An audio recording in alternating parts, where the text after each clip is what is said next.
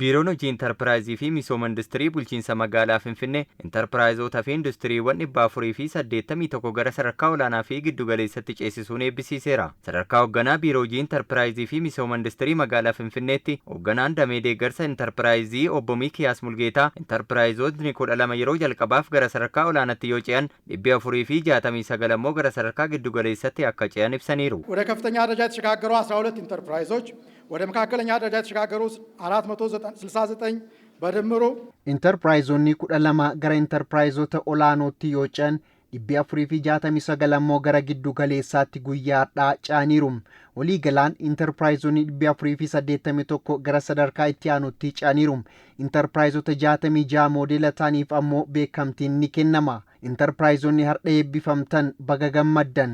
Kantiibaa itti aanaa fi hoogganaan biiroo hojii intarpiraayizii fi misooma industirii magaalaa Finfinnee obbo Jaanxiraar Abbaay intarpiraayizotni badhaadhina Itoophiyaaf bu'uuraa jedhan. ሀገራችንና ከተማችን አዲስ አበባ የጀመሩትን ሁሉን አቀፍ የለውጥ ጉዞ የሚሰምረው ምርትና ምርታማነትን ማሳደግ ሲቻል ነው።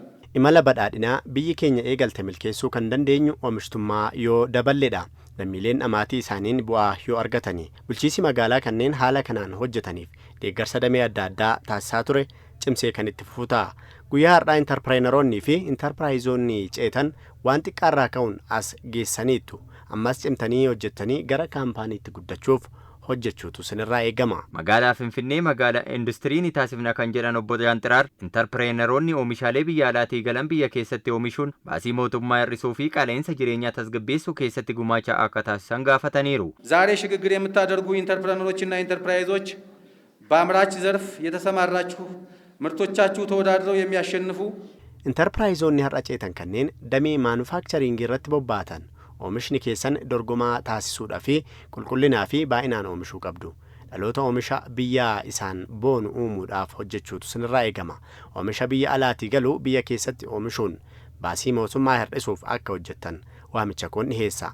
Oomishaalee qaala'insa gatii tasgabbeessan oomishuun rakkoo hawaasaa furuudhaas qabdu.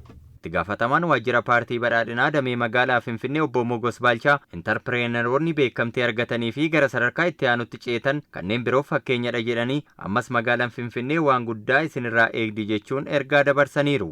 አሁንም የሚሰሩትን ስራ በፈጠራ በፍጥነት አክላችሁ hojii amma hojjettan irratti kalaqaa fi si'aayina dabaluun abbootii qabeenyaa kaampaniiwwan gurguddaa akka taatan abdiin qaba. Intarpiraayizonni gara giddu galeessaa fi olaanaatti ceetan kun isa dhumaa miti. Kana caaluutu sinirraa eegama. Kanneen biroof fakkeenya ta'uu qabdu. Namoota biroof carraa hojii uumaa jirtu. Kana dachaan guddisuutu isinirraa eegama.